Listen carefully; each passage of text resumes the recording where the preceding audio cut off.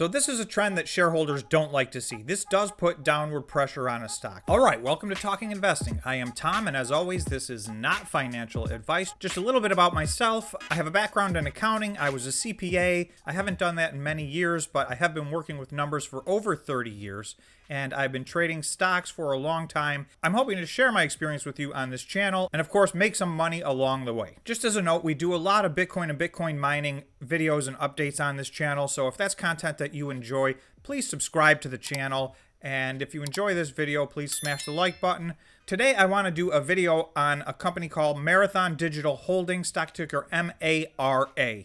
Now, this is a follow-up video to a video I did 1 week ago. With that said, let's talk about Marathon. Last week, they announced earnings on Monday. So I did a video and I went through their earnings report in great detail. They also announced that they were issuing some debt. I talked a bit about that as well in the video. But there was a third thing that happened. They disclosed that they received a subpoena from the SEC, and I did not talk about that in the video. I want to talk about some of those other components because since I made that video, they have done some clarification on the debt, and I just want to go through this subpoena thing because it seems to be getting a lot of attention, and it may have been one of the factors that drove the stock down quite a bit that day. So I want to take a look at what it really is. Let's look at all those factors together and figure out what's really going on with Marathon. Okay, so I'm going to go right to the source here. This is Marathon's 10Q that they filed to the SEC, and this is footnote number 5, information subpoena. On October 6th, 2020, the company entered into a series of agreements with multiple parties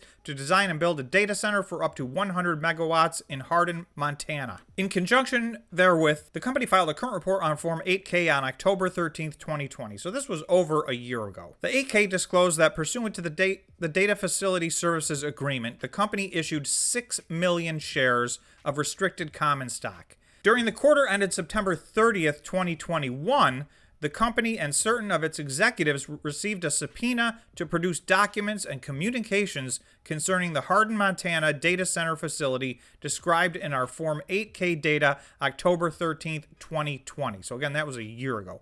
We understand that the SEC may be investigating whether or not there may have been any violations of the federal securities law. We are cooperating with the SEC.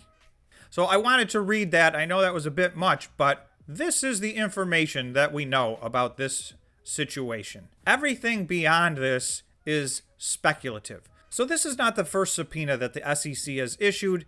They are investigating a situation, and that is their job. So we don't know, beyond the fact that they have received subpoenas for information, any conclusions that anybody has jumped to would be premature. So yes, they have disclosed this. It's a situation, and we're yet to see how it plays out. However, I'm not an attorney, and I don't pretend to be able to guess what the outcome of this investigation will be. But I will tell you that, in my opinion, this is being blown out of proportion. This is not altogether uncommon, and they may well have violated an SEC rule or regulation, and if so, they will be penalized accordingly.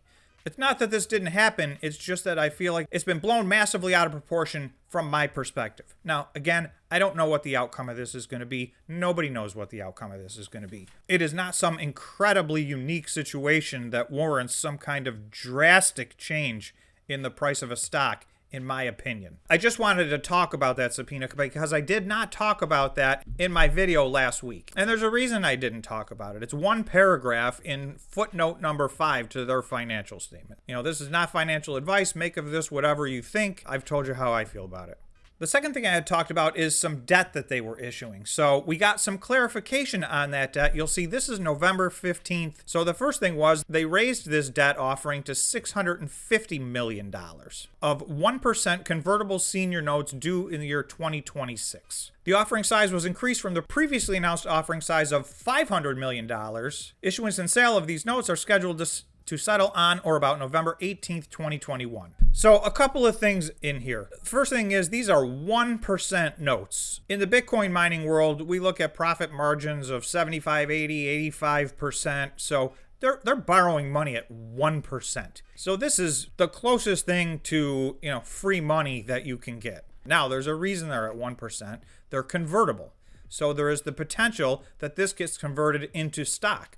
But I want to show you what the conversion rate is, because that is actually even more good news for this stock, in my opinion. Later on in this same press release, it says Marathon will settle conversions of notes by paying or delivering as applicable cash, shares of its common stock, or a combination thereof at Marathon's election. The initial conversion rate is 13.1277 shares of common stock per $1,000 of principal amount of notes, which represents an initial conversion price of approximately $76.17. When we go back to the chart, you'll see they're now trading at or around $50. They raised $650 million last week with the right to buy these at a huge premium. In fact, it goes on to say the initial conversion price represents a premium of approximately 37.5% over the last reported sales price on the NASDAQ Capital Market of $55.40. The premium is now even greater than that because they are now trading down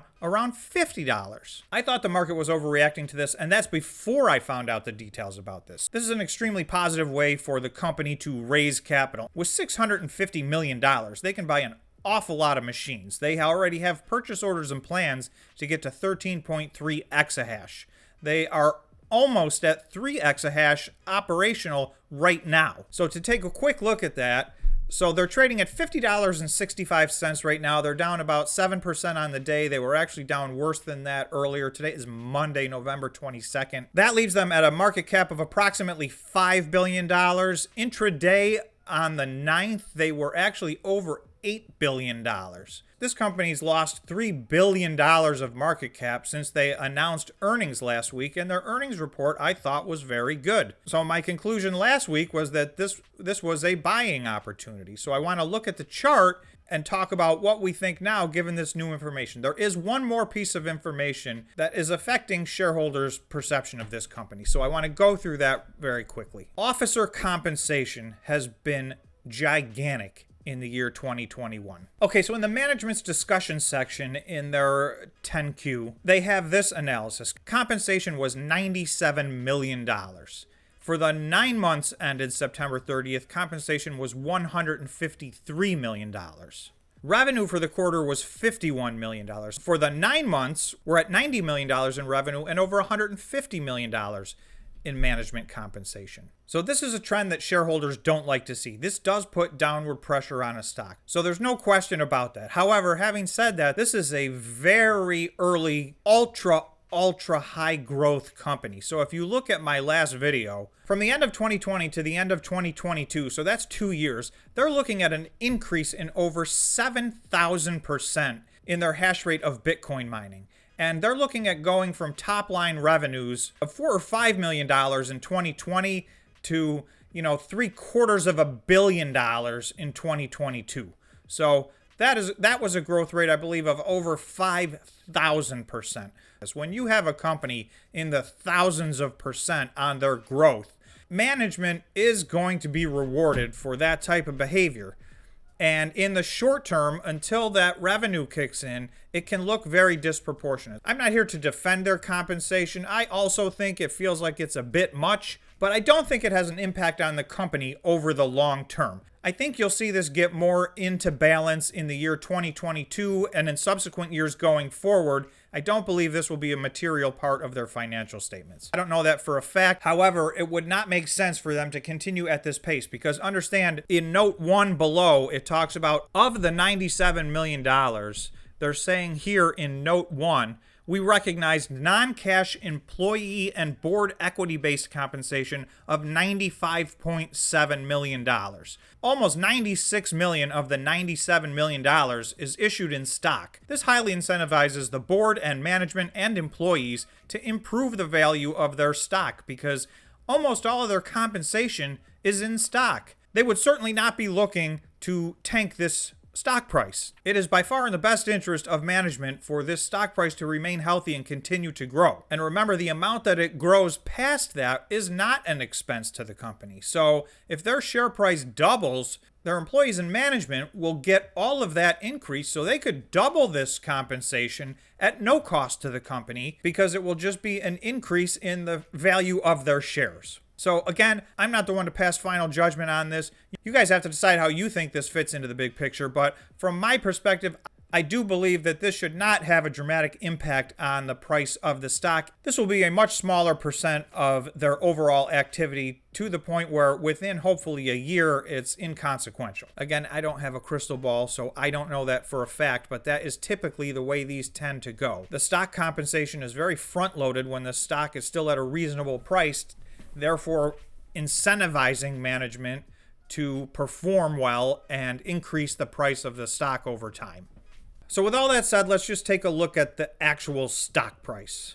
We're down 8.6% on the day today. Today is Monday, November 22nd. So I did a video at about this spot right here at the bottom of this 4-hour candle last Monday. So the stock was down about 10% at that time. It cascaded downward from there, ending up down 25% on the day. So it actually represented, if I thought it was a buy at 65, it ended the day closer to 55. And it's now trading as we speak at $50.00. So it's even down from there. So from their high on November 9th to their current trading price right now, this is down over 40%. This was basically the point of my last video, and I think it's even more so true today. Down 40% from their high of just a week and a half ago, to me, is an overreaction. I believe the factors involved in this 40% pullback are as follows. Number one, there's been massive downward pressure on Bitcoin since it peaked on November 9th, which is when this stock. Number two was when earnings came out and they announced the issuance of some debt. I think that was an opportunity for investors to take profits because this company has had a massive, massive run up this year.